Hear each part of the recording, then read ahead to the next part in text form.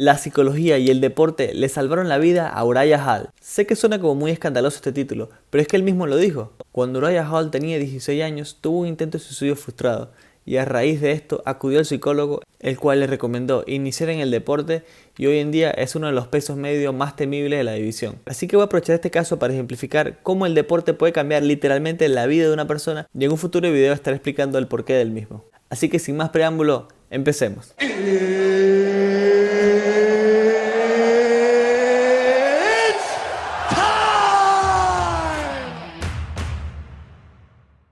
Hola a todos y bienvenidos a The Mental Corner. Mi nombre es Carlos Calderón y en este episodio número 13 estaré ejemplificando con el caso de Uriah Hall cómo te puede cambiar la vida el deporte literalmente. Hoy en día vemos a tipos en la UFC que son pues súper atléticos y súper intimidantes, pero también si nos remontamos a su historia de la infancia o la adolescencia, podemos ver casos como el de Juan Espino,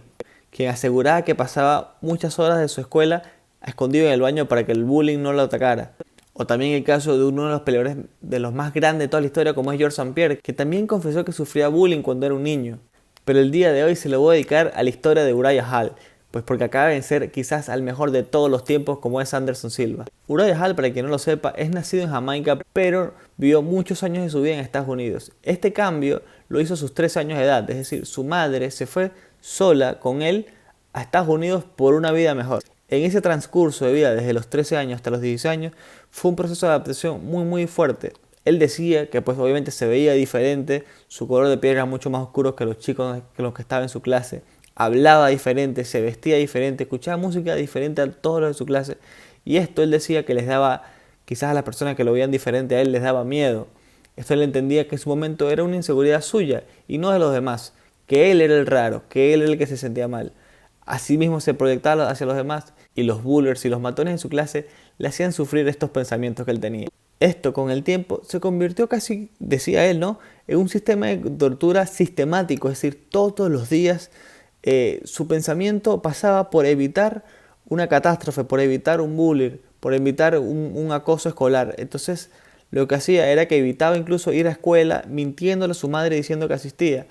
Esto en un punto se perjudicó tanto en su futuro de la escuela que no tuvo regreso atrás, es decir, perdió un año escolar porque faltó a tantas clases que su mamá obviamente no estaba enterada, pero lo hacía porque tenía miedo de que lo lastimaran, tenía miedo de que lo humillaran de nuevo, tenía miedo de un montón de cosas que los tomó como alguien solo, es decir, su madre nunca se enteró de esto hasta mucho tiempo más tarde y la única solución que él le vio fue pues básicamente hacerse daño a él mismo. Comentaba que en un momento solamente le pasaban pensamientos casi que psicópatas en su cabeza de querer hacer daño a los demás, pero eso tampoco iba a reparar todos los sentimientos que él tenía, ya que en este momento la persona lo que hace es proyectar estas emociones negativas hacia los demás cuando son un reflejo realmente de lo que él siente de sí mismo, que claro, obviamente el exterior le ha reforzado esa conducta a él, por eso le hacían bullying y esto no se lo justifica a nadie obviamente, pero estos pensamientos, si él se ataca o si hace daño a alguien externo, no va a solucionar lo que le pasa de forma interna. Así que tomó la decisión de hacerse daño a él mismo y fue en ese momento, ya a los 16 años de edad, donde tomó la decisión de suicidarse. No quiso contar detalles del suicidio, de cómo lo hizo o la planificación que tuvo. Lo que sí contó que fue un intento frustrado, no sabemos por qué. Y a raíz de eso, su madre decide llevarlo al psicólogo. El psicólogo pues logró entender un poco cuáles eran las motivaciones que tenía Uriah Hall y él pues le comentaba que una de las cosas que más le gustaba hacer eran las artes marciales, o sea, que lo veía por televisión, lo veía por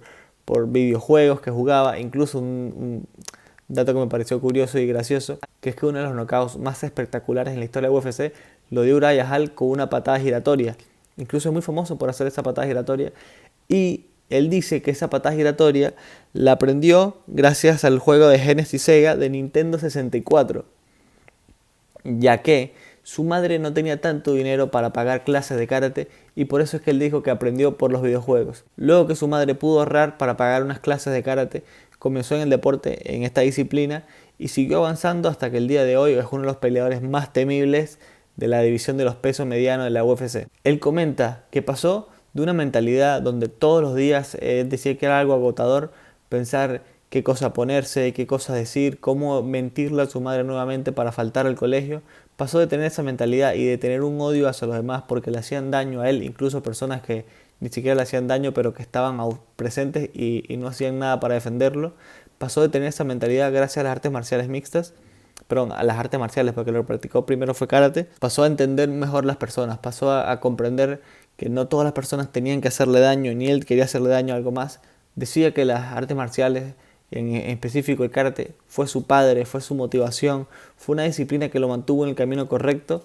donde se alejó mucho. Y obviamente la disciplina de karate te ayuda a autodefenderte, pero no solamente quiso atacar a las personas, sino era un tipo muy pacífico. Y el día de hoy lo vemos cuando le gana a Anderson Silva. Creo que nos va a quedar el recuerdo para todos, que él se pone a llorar primero solo y luego la abraza llorando, diciéndole que lo ama, que respeta lo que hizo, que le da las gracias porque bueno, era el retiro de Anderson Silva. Y estoy seguro que cuando Uriah Hall estaba iniciando quizás en el deporte y Anderson Silva estaba en el prime, bueno, iniciando no, pero iniciando en el deporte ya profesional como de las MMA, y Anderson Silva estaba en ese prime, era una persona que, como él y yo y muchas otras personas que lo estábamos viendo, significaba algo mucho más que el deporte, y es una gran admiración que tenía hacia la araña negra, que bueno, lamentablemente pues ya se retiró, creo que le llegó tarde incluso el retiro.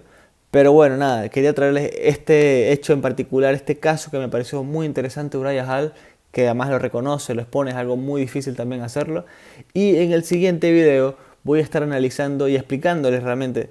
cómo suceden todos estos procesos. O sea, por qué el deporte a veces es mucho más que un juego, mucho más que una disciplina, y te ayuda en un bienestar psicológico también mucho más allá de lo físico o de los cambios de los neurotransmisores que pueden generar, etcétera.